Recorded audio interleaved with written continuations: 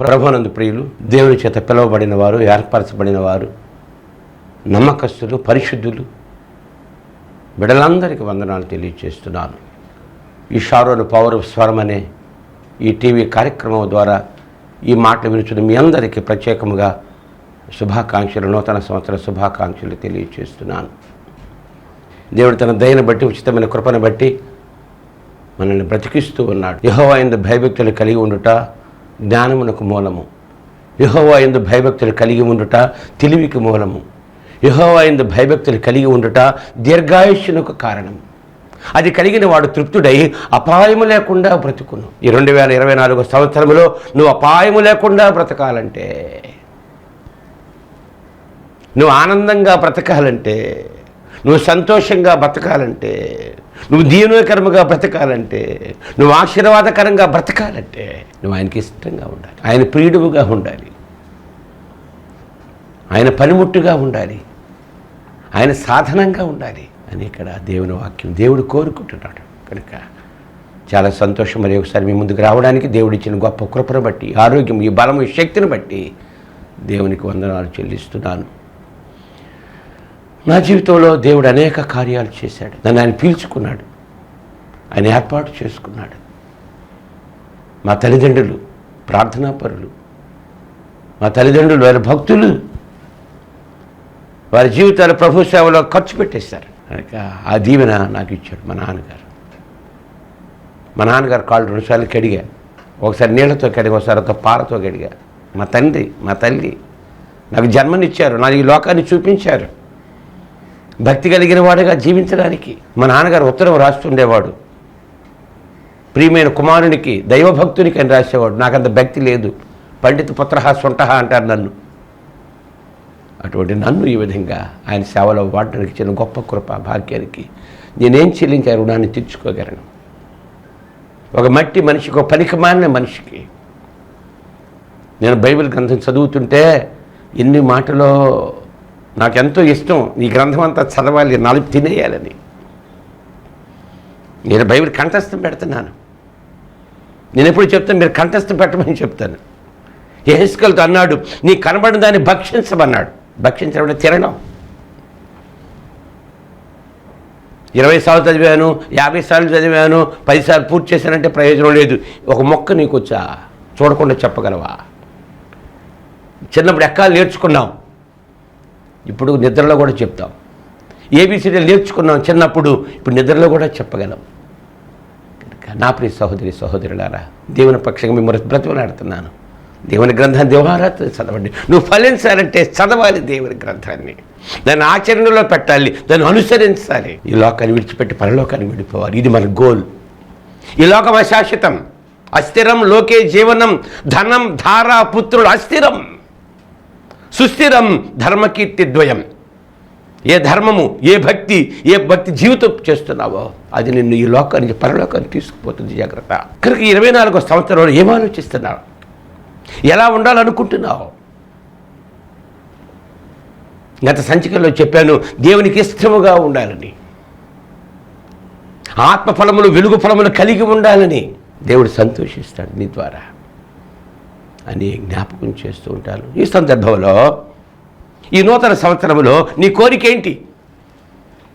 ఏం చేయాలనుకుంటున్నావు? ఈ బైబిల్ అనేక మంది భక్తులు తమ కోరికలు వెల్లడిపరిచారు. బైబిల్ గ్రంథంలో దేవుడు ఆరోగ్యం ఇచ్చాడు, బలం ఇచ్చాడు, శక్తి ఇచ్చాడు, ఆయుష్ ఇచ్చి నడిపిస్తున్నాడు. ఆయన భక్తిహీనులకి ఇస్తున్నాడు, భక్తులకి ఇస్తున్నాడు. ఆయన జాలి కలిగిన వాడు, ప్రేమ కలిగిన వాడు. ఒకసారి వచ్చి వెళ్ళిపోయాడు, మళ్ళీ రాబోతున్నాడు. ఆలస్యం చేస్తున్నాడు, ఎందుకంటే అందరూ అంతటా మారు మనస్సు పొందాలని ఆశపడుతున్నాడు. వేసిన చెట్లన్నీ పుష్పించాలి, ఫలభరితంగా ఉన్న ఆశ తండ్రి ఆశ. పుట్టిన పిల్లలందరూ ప్రయోజకులు కావాలని తండ్రి ఆశ. అయితే నీ ఆశ ఏంటి? నీ కోరిక ఏంటి? ఇక్కడ భక్తుడు దావీదు తన జీవితంలో గొప్ప కోరికలు కోరుకున్నాడు. ఒక గొర్రెలు కాసుకొని గొర్రెల కాపరి ఒక గొప్ప చక్రవర్తి కావడానికి, ఒక రాజు కావడానికి కారణాలు ఏంటో, ఆయన కోరిక ఏంటో ఒకసారి మనం పరిశీలన చేయాలి బైబిల్ గ్రంథంలో. కీర్తన 27 కీర్తన 4వ వచనము. 27:4 యెహోవా యొద్ద ఒక్క వరము అడిగి తిని దానినే నేను వెతుకుచున్నాను. యెహోవా యొద్ద ఒక్క వరము అడిగి తిని దానినే నేను వెతుకుతున్నాను. యెహోవా ప్రసన్నతను చూచుటకును ఆయన ఆలయములో ధ్యానించుటకును ఇది దావీదు కోరిక. నా జీవిత కాలమంతా నాకు ఎన్ని సంవత్సరాలు నాకు ఇచ్చాడో, నా ఆయుష్ రేఖ ఎంత పొడుగ్గా ఉందో అంతవరకు నా జీవిత కాలమంతా నేను ఆయన మందిరంలో నివసింపకూరుతున్నాను. ఈ మధ్యలో ఒక భక్తుడు చెప్తూ, రే మందిరానికి పొద్దున్న సాయంత్రం 2 పూటలు వెళ్ళాలరా బాబు అంటున్నాడు. హిందువులు మందిరానికి వెళ్తారు ప్రతిరోజు, మనం వెళ్ళమంతే. ఆదివారం వస్తే వస్తాం, పోతే పోతాం. బుధవారం కోడికలు, శుక్రవారం కోడికలు, శని ఉపవాసం ఎగ్గొట్టేస్తామంతే. ఆదివారమైన మనకు టైం ఉంటే వెళ్తాం, లేకపోతే అది కూడా లేదు. నిర్లక్ష్యం, అశ్రద్ధ. యెహోవా కార్యమును అశ్రద్ధగా చేయవాడు శాపగ్రస్తుడు అంటుంది దేవుని వాక్యం. ఆ భర్త అంటున్నాడు, అమ్మాయి నాతో సంసారం చేయాలంటే నా మాట వినాలంతే. పొద్దాక మా అమ్మ మా ఇల్లు, మా అమ్మ మా ఇల్లు అంటున్నావేమో. పెళ్ళయింది నీకు, ఇప్పుడు నువ్వు కన్యవు కాదు, ఇప్పుడు పెళ్లి కూతురివి, నా భార్యవు నువ్వు, నా మాట వినాలి. అందులో తప్పే ఉన్నదా? నా తిండి తింటూ, నా ఇంట్లో ఉంటూ మా అమ్మ మా నాన్న అంటావేంది?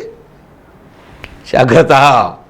నువ్వు నడిచే నేల ఆయనది, త్రాగే నీరు ఆయనది, పీల్చే గాలి ఆయనది, ఈ జీవితం ఆయనది. ఆయన సన్నిధిలోనే ఉండాలి అబ్బాయి.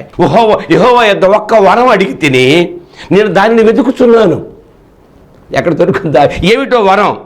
నేను యెహోవా ప్రసన్నతను చూచుటకును ఆయన ఆలయములో ధ్యానించుటకును నా జీవిత కాలమంతా నేను యెహోవా మందిరములో నివసింపకూరుతున్నాను. ఎందుకు ఆయన ఆలయానికి? 96వ కీర్తనలో 4:5 చదవండి. 4:5-6 96వ కీర్తన 4:5-6. యెహోవా మహాత్మ్యము గలవాడు, ఆయన అధిక స్తోత్రము పొందదగినవాడు, సమస్త దేవతల కంటే ఆయన పూజనీయుడు, జనముల దేవతల వట్టి విగ్రహములే. యెహోవా ఆకాశ విశాలమును సృజించినవాడు, ఘనత ప్రభావములు ఆయన సన్నిధిలో ఉన్నవి, బలము సౌందర్యము ఆయన పరిశుద్ధ స్థలములో ఉందిరా బాబు. గుడికెళ్తే ఏమొస్తుందండి? పనికెళ్తే డబ్బులు వస్తాయండి. గుడికెళ్తే ఏమొస్తుందండి? ఘనత ప్రభావము నా సన్నిధిలో ఉన్నవి, బల సౌందర్యములు ఆయన పరిశుద్ధ స్థలములో ఉన్నవి. ఘనత ప్రభావములు ఆయన సన్నిధిలో. 16:11 చదవండి. కీర్తన 16:11. కీర్తన 16:11లో జీవ మార్గమును నీకు నాకు తెలియచేసేటవు, నీ సన్నిధిని సంపూర్ణ సంతోషము గలదు, నీ కుడి చేతిలో నిత్య సుఖములు గలవు అని ఇక్కడ జ్ఞాపకం చేస్తున్నాడు. కొలస్సీ రాసిన పత్రిక 2వ అధ్యాయంలో 3 చదవండి. కొలస్సీ రాసిన పత్రిక 2వ అధ్యాయంలో ఆయన సన్నిధిలో ఏముంది? ఎందుకు దావీదు అంటున్నాడు, నా జీవిత కాలం అంతా ఆయన సన్నిధిలో, ఆ ప్రార్థన మందిరంలో నేను ఉండాలరా నాయన. కొలస్సీ రాసిన పత్రిక 2వ అధ్యాయంలో 3వ వచనం. బుద్ధి జ్ఞానము సర్వసంపదలు, బుద్ధి జ్ఞానము సర్వసంపదలు ఆయన యందే, ఆయనలో ఉన్నాయి, ఆయన సన్నిధిలో ఉన్నాయిరా నాయన. నువ్వు డాక్టర్ కావాలన్నా, నువ్వు ఇంజనీరు కావాలన్నా, నువ్వు గొప్పవాడు కావాలన్నా, వ్యాపారస్తుడు కావాలన్నా, వ్యవసాయదారుడు కావాలన్నా, ఉద్యోగస్తుడు కావాలన్నా, బుద్ధి జ్ఞానము సర్వసంపదలు ఎక్కడున్నాయి? ఆయన సన్నిధిలో ఉన్నాయి. కనుక దావీదు అంటున్నాడు, ఒక్క వరము కోరుకున్నాను, నేను దానిని వెతుకుతున్నాను, నా జీవిత కాలమంతా నేను ఆయన యెహోవా మందిరములో ఉండాలని కోరుకుంటున్నాడు. 24వ సంవత్సరంలో నా ప్రియ స్నేహితులారా, రోజులో ఒక్కసారి ఆయన మందిరానికి వెళ్ళి ప్రార్థన చేసుకో. ఏ మందిరానికి వెళుతున్నావో ఒకరోజు పొద్దున్నే లెగవగానే మందిరానికి వెళ్ళు. వాకింగ్లో వెళ్ళిపోని కింగు అయిపోతాను. ఎప్పుడు ఆ టీవీ దగ్గర ఆ సెల్ ఫోన్ తోటి చచ్చిపోతావంతే. కొన్నాళ్ళు కళ్ళు పోతాయి, కొన్నాళ్ళు చెవులు పోతాయి, కొన్నాళ్ళు బ్రెయిన్ పోతుంది, నువ్వు మొత్తం లైఫ్ పాడైపోద్ది. అంతే. మార్చు, రూటు మార్చు. 23 పోయిందిలే, పోనే చనిపోయింది. 24 ఇచ్చాడు, గడువు సంవత్సరంగా ఇచ్చాడు. ఈ సంవత్సరమేనా నువ్వు ఫలించడానికి ప్రయత్నం చెయ్యి. ఒక మంచి ఆలోచన తెలుసుకో. 116వ కీర్తనలో 1-2 చదవండి. 116వ కీర్తన. నా జీవితకాలం అంతా నేను యెహోవా మందిరములో ఉండాలని కోరుకుంటున్నాడు దావీదు.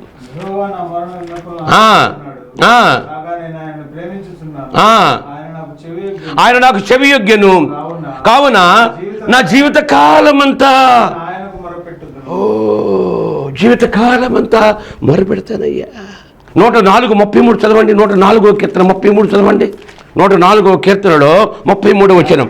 నా జీవిత కాలమంతయు నేను యెహోవాకు కీర్తనలు పాడేదను. నేను ఈ లోకంలో ఉన్నంత కాలము నా దేవుని కీర్తించేదను. నేను ఉన్నంత కాలము, నా జీవిత కాలమంతా. 23:6 చదవండి. చిరకాలము నేను యెహోవా మందిరములో నివాసము చేసేదను. చిరకాలము యెహోవా మందిరములో నేను నివసించాలా. చిరకాలము. I shall be dwell in the house of the Lord forever and ever. What a decision it is. ఏమిటా కోరిక? దావీదు కోరిక. అందుకే రాజు అయిపోయాడంటే, గొర్రెలు కసుకోడు రాజు అయిపోయాడంటే క్వాలిటీ, ఆ భక్తి. ఈరోజు ఈ భక్తి నీలో ఉంటే నేను రాజుని చేస్తాడు రా. పరలోకం నీకు ఇస్తాడు, సింహాసనం నీకు ఇస్తాడు, కిరీటం నీకు ఇస్తాడు. నేను చిరకాలం యెహోవా మందిరములో నివాసం చేస్తాను. నా జీవితకాలం అంతా. నేను చూడండి 146వ కీర్తన చూడండి. 146వ కీర్తనలో దావీదు ఏమంటున్నాడు? 146 ఆయన తృప్తి చాలడం లేదు. 146వ కీర్తనలో మొట్టమొదటి చదవండి. యెహోవాను స్తుతించుడి, నా ప్రాణమా యెహోవాను స్తుతించుము. నా జీవిత కాలమంతా నేను యెహోవాను స్తుతించెదను.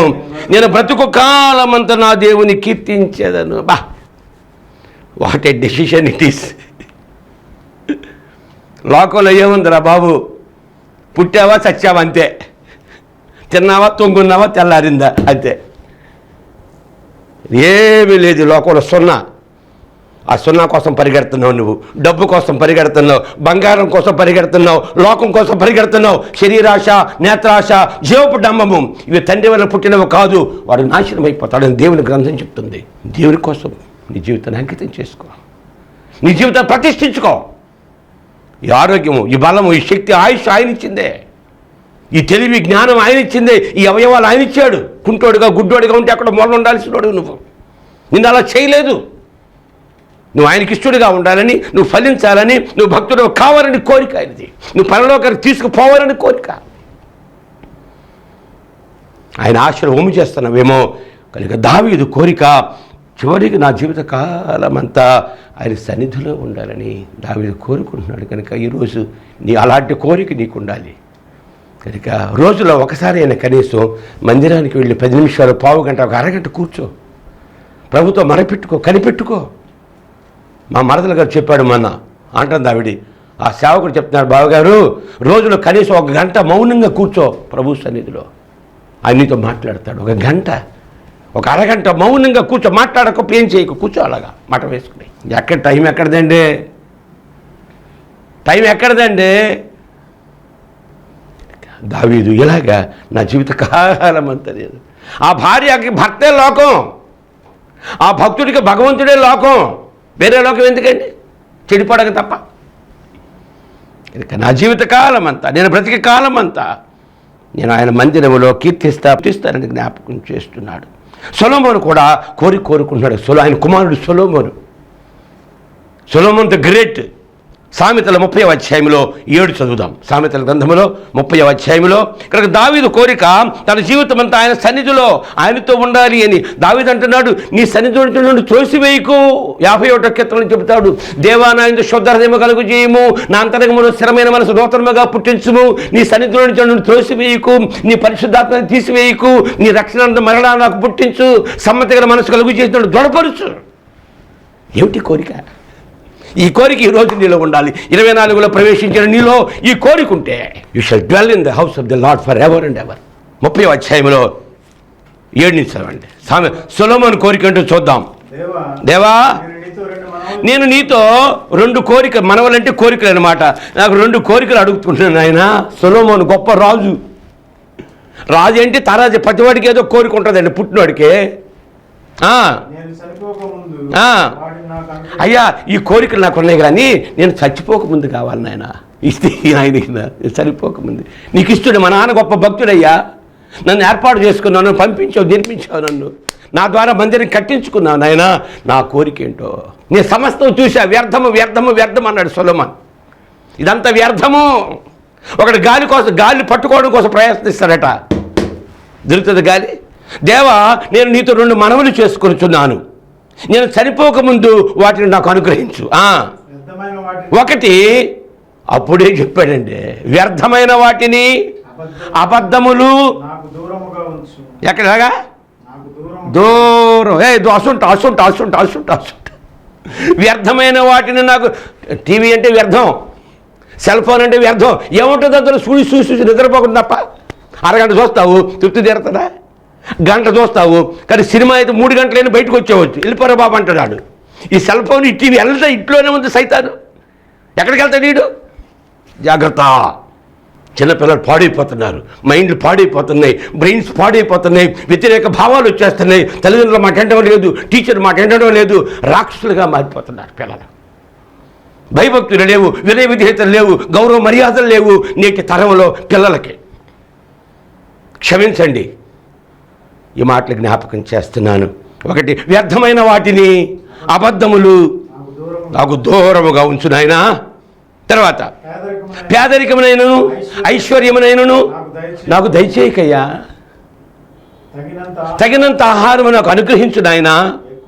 ఒకవేళ ఎక్కువైపోతే నేను కడుపు నిండిన వాడనై నిన్ను విసర్జించి యెహోవా ఎవడిని అందునేమో, లేక బేదనై దొంగిలి నా దేవుని నామమును దూషింతుదేమో. ఓహో, ఏం కోరికండి! మహారాజు కోరిక, ఒక సార్వభౌముడి కోరిక, ఒక జ్ఞాని కోరిక. వ్యర్థమైన వాటిని, అబద్ధములు నాకు దూరముగా ఉంచు. ప్రకటన గ్రంథములో 22వ అధ్యాయంలో 14 చదవండి, 14-15 చదవండి. ఏం రాశాడు అక్కడ? 22-14-15. జీవవృక్షముల హక్కు గలవారై గుమ్మముల గుండా ఆ పట్టణములో, పరలోక పట్టణములో ప్రవేశించినట్లు తమ వస్త్రమనే జీవితాన్ని ఉతుక్కుని వారు ధన్యులు. కుక్కలను, మాంత్రికులను, వ్యభిచారులను, నరహంతకులను, విగ్రహారాధికులను, అబద్ధమును ప్రేమించి జరిగించు ప్రతివాడు నరకంలో పడిపోతారంటే. స్వర్గలోకానికి బయట ఉంటారు, వెళ్ళిపట్టుకుంటారు అంటే నరకంలో పోతారని. జాగ్రత్త. కుక్కలు, మాంత్రికులు, వ్యభిచారులు. కుక్కలంటే ఏంటి? కుక్కలంటే ఆ కుక్కలు కాదు, మనుషులే కుక్కలు. కక్కిన కూటికి ఆశపడే కుక్కలండి, విశ్వాసం లేని కుక్కలండి.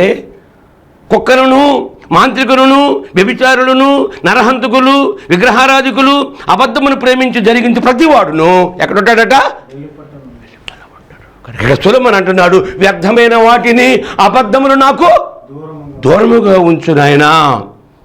పేదరికమునైనను ఐశ్వర్యము నాకు వద్దపోయా. తగినంత ఆహారం. మా నాన్నగారు చెప్పాడు, సేవ అంటే రే పూటకు ముద్ద పండగ ఒక బట్టరా అన్నాడు. సేవ అంటే అంతే. ఈరోజు రై రై రై రై రై రై రైని పరిగెడుతున్నారు, ఆకాశంలో పరిగెడుతున్నారు, కింద పడిపోతున్నారు. నేల మీద సాగు చేయరా నాయన, గాలిలో పరిగెట్టి కింద పడతావురా.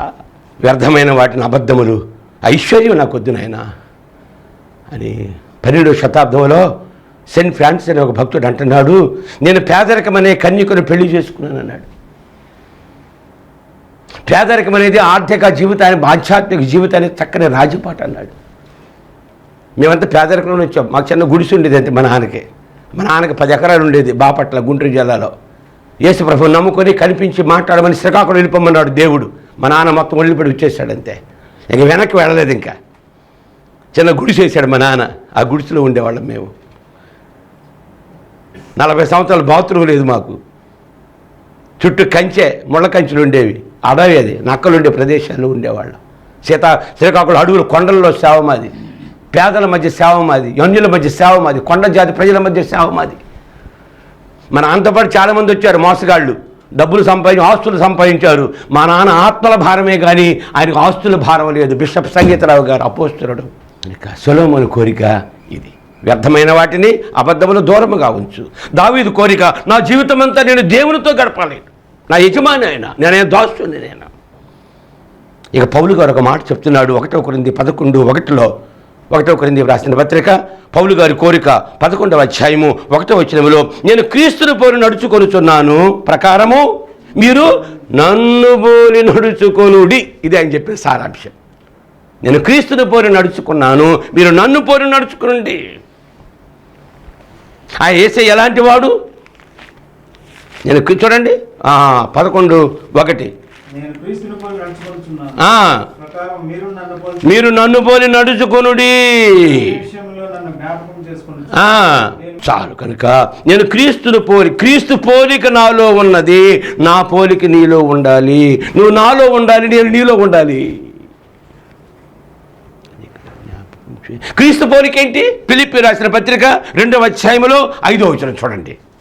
క్రీస్తు పోలిక ఏమిటి? మీరు యేసుక్రీస్తు కృపను ఎరుగు, మీరు క్రీస్తుకు కలిగిన ఈ మనస్సు మీరు కలిగి ఉండుడి. క్రీస్తు యేసునికి కలిగిన ఈ మనస్సు మీరు కలిగి ఉండుడి. ఆయన దేవుని కుమారుడై ఉండి దేవునితో సమానముగా ఉండుట విడిచిపెట్టకూడని భాగ్యమును ఎంచుకొనలేదు, కానీ మనుషుల పోలికగా పుట్టి దాసుల స్వరూపము ధరించుకొని, ఫిలిప్పీ రాసిన పత్రిక 2వ అధ్యాయంలో 5వ వచనం, క్రీస్తు యేసుకు కలిగిన ఈ మనస్సు మీరు కలిగి ఉండండి. ఆయన దేవుని స్వరూపం కలిగిన వాడై ఉండి దేవునితో సమానముగా ఉన్నట్టు విడిచిపెట్టకూడని భాగ్యమును ఎంచుకొనలేదు, కానీ మనుషుల పోలికగా పుట్టి దాసుల స్వరూపము ధరించుకొని తను తాను రిక్తునిగా చేసుకొనెను. మరియు ఆయన ఆకారమందు మనుషుడిగా కనబడి మరణము పొందినంతగా, అనగా శిలువ మరణం పొందినంతగా విధేయత చూపిన వాడై. ఏది జీవితం? ఈ క్రైస్తవ జీవితం, నేటి క్రైస్తవ సంఘాల్లో క్రీస్తు బిడ్డలు ఏది జీవితం? అందరూ హెచ్చించుకుంటున్నారు, మేము యాజకులము, ఆ కులము, ఈ కులము. ఎవరు చెప్పారయ్యా నీకు? బైబిల్ గ్రంథం చెప్పిందటండి. ఇది అర్థమైతే అనుభవించి, లేకపోతే ఊరుకో. ఎందుకు? నేను చెప్తుంటాను, అరటిపళ్ళు అమ్ముకోరా బాబు, తోటకూర అమ్ముకోరా నాయన, గుగ్గిళ్ళు అమ్ముకోరా బాబు. మనుషుల పోలిక కాబట్టి దాసుల స్వరూపము ధరించుకొని తను రిక్తునిగా చేసుకున్నాను. మరి ఆయన ఆకారం మంది మనుష్యుడిగా కనబడి మరణం పొందినంతగా, అనగా శిలువ మరణం పొందినంతగా ఆయన విధేయత చూపిన వాడే తను తాను. అందుచేత పరలోకమందున్న వారిలో కానీ, భూమి మీద ఉన్న వారిలో కానీ, భూమి క్రింద ఉన్న వారిలో కానీ ప్రతి వాని మోకాలు యేసు నామమును వంగునట్లు, ప్రతి వాని నాలుక తండ్రి అయిన దేవుని మహిమార్థమై ఒప్పుకున్నట్లు ఆయన అధికముగా హెచ్చించి ప్రతి నామమునకు పైనామమును ఆయనకు అనుగ్రహించను. ఇది క్రీస్తు పోలిక. ఆ పోలిక ఈరోజు నీకు ఉండాలి అని ఆశపడుతున్నాడు పౌలు గారు. ఆ పోలిక నేను వెళ్ళిపోయాను, సమస్తమును పెంటగా ఎంచుకున్నాను. నేను నాకు ఏమి లాభకరం, ఏమి నష్టముగా ఎంచుకొనుచున్నాను అని ఇక్కడ పౌలు గారు జ్ఞాపకం చేస్తున్నాడు. కనుక పౌలు గారు, నేను క్రీస్తుని పోలి నడుచుకున్నాను, మీరు నన్ను పోలి నడుచుకోండి. సొలొమోను కోరిక వ్యర్థమైన వాటిని, అబద్ధములు నాకు దూరంగా ఉంచుదైనా 24వ సంవత్సరంలో కోరుకో. దావీదు అంటున్నాడు, నా జీవిత కాలం అంతా నేను ఆయన సన్నిధిలో నివాసం చేస్తాను, ఆయన కీర్తన పాడతాను, ఆయన స్తుతిస్తాను, ఆయన కీర్తిస్తానని దావీదు తన నిర్ణయాన్ని, ఒక కోరికని వెలిపిస్తున్నాడు. ప్రియనేస్తమా, ఇక యేసయ్య కోరిక ఏంటో చూడండి. ఆ యోహాను సువార్త 4:34 చదవండి. ఏ లోకానికి దొచ్చాడో దేవుడు ప్రభు కుమారుడిగా వచ్చాడో ఆ కుమారుడి యొక్క కోరిక ఏంటంటే, నన్ను పంపిన వాని చిత్తము నెరవేర్చుట, ఆయన పని తొదముట్టించుట నాకు. చూడండి 4:34 యోహాను సువార్త. వారిని చూచి నన్ను పంపిన వాని చిత్తము నెరవేర్చుటయు ఆయన పని తొదముట్టించుటయు ఇది ఆహారం. 12 గంటలు అయిపోయింది. యేసేపు వెళ్ళిపోయిన భోజనంకి ఈయన ఒక్కడే ఉన్నాడు, సమరయ స్త్రీ కోసం చూస్తున్నాడు. వచ్చింది, ప్రభు మాటలు చెప్పాడు, వింది, వెళ్ళిపోయి గ్రామం అంతా రక్షించబడింది.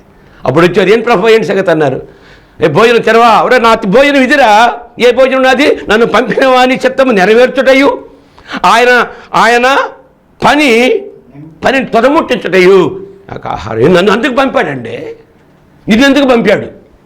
పోగు చేసుకోవడానికి పంపాడా? ఆస్తులు పోగు చేసుకోవడానికి పంపాడా? ఆలోచన, మైండ్ పెట్టండి ఒకసారి, మైండ్ పెట్టు. ఏం చేస్తానో అర్థం చేసుకో. పోయింది 23 పోతే పోయిందిలే, ఇప్పుడైనా ప్రాధాన్యపడు. ఎందుకు నేను పంపించాడు? నేనేం చేస్తాను? కూర్చొని ఆలోచించు ఒకసారి. నేనేం చేస్తున్నాను? గత సంవత్సరం ఏం చేశాను? ఈ సంవత్సరం ఏం చేయాలనుకుంటున్నాను?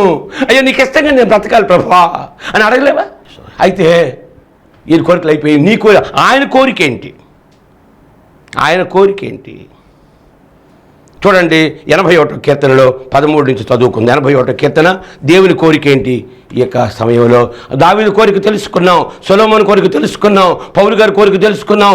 యేసయ్య కోరిక ఎందుకు వచ్చాడు? ఆ పని చేయడం కోసం ఆయన వచ్చాడంతే. మనం అక్కడ మేము మన ఇష్టానుసారంగా జీవిస్తున్నాం, దేవుని వ్యతిరేకంగా జీవిస్తున్నాం. 81వ కీర్తన 13 నుంచి 16 వరకు.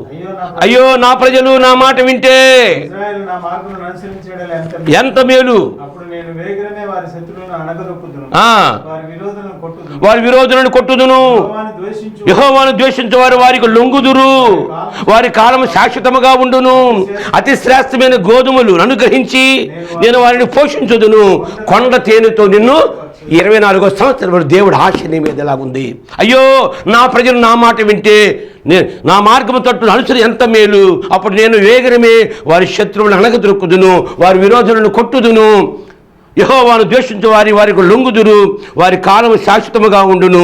అతి శ్రేష్టమైన గోధుమలను అనుగ్రహించి నేను వారిని పోషించుదును, కొండ తేనెతో నేను చుట్టుపరుస్తానని. ఒక ప్రశస్తమైన ఆహారం, మంచి ఆహారము, మంచి ఆరోగ్యము, మంచి శక్తి, శత్రువుల మీద జైవునికి ఇస్తానంటాడు ఈ సంవత్సరం. నా మాట వింటే చాలు, నా మాట వింటే చాలని దేవుడు కోరుకున్నాడు. ఆయన కోరిక మనం ఆయన మాట వినాలని. ఆయన మాట వినవు, సైతాన్ మాట వింటామయ్యా? నీ మాట మేము ఎంతకంటామండి? నువ్వు దీవించేవాడివి, బాగు చేసేవాడివి, బలపరిచేవాడు, పరలోకం ఇచ్చేవాడివి. నీ మాట మేము వినము. ఆ సైతాన్ నరకం వాడి మాట వింటామని ఈ లోకంలో చాలామంది ప్రజలు జరుగుతున్నారు కనుక ఈ సమయంలో వాక్యం ఉన్న నీవు నేను, దావీదు కోరిక, సొలొమోను కోరిక, పౌలు కోరిక, యేసయ్య కోరిక, నన్ను ఎందుకు పంపించాడో ఆ పని తొదముట్టించాలని యేసయ్య తన ప్రాణం మన కొరకు పెట్టాడు. రక్షించిపోతున్న దానిని వెతక రక్షించడానికి దేవుడు మానవుడిగా వచ్చి ఆయన ప్రాణం పెట్టాడు కనుక ఆ రక్తం చింది ఆ రక్తంలో కడగబడి ఆయన బిడ్డలుగా జీవించే భాగ్యాన్ని ఆ ప్రభు మనకు అనుగ్రహించునుగాక. మమ్మల్ని మిక్కిలిగా ప్రేమించిన మా పరలోకపు తండ్రి యేసయ్య నీకు వందనాలు. నీ భక్తుల కోరికను జ్ఞాపకం చేసుకున్నావు. మా కోరిక కూడా ఈరోజు అదే ప్రభువా, ఈ మంచి కోరిక మాకు అనుగ్రహించి 24వ సంవత్సరంలో ప్రభువా నీ మాట విని నీకు ఇష్టముగా జీవించి నీ దీవెనను పొందే భాగ్యాన్ని ప్రసాదించమని, నీ కాపుదల, నీ భద్రత అనుగ్రహించమని, దీర్ఘాయువుతో తృప్తిపరచమని అడుగు వాటన్నిటికంటే ఊహించే వాటి అత్యధికముగా చేసే శక్తి కలిగిన యేసయ్య నామమును వేడుకొనిచున్నాను తండ్రి. ఆమేన్. మన ప్రభువును రక్షకుడు యేసుక్రీస్తు కృపయు, తండ్రి అయిన దేవుని ప్రేమ, పరిశుద్ధాత్మ సహవాసము నిరంతరం మనందరికి తోడుగా ఉండి అధికముగా వర్ధిల్ల చేయునుగాక. ఆమేన్.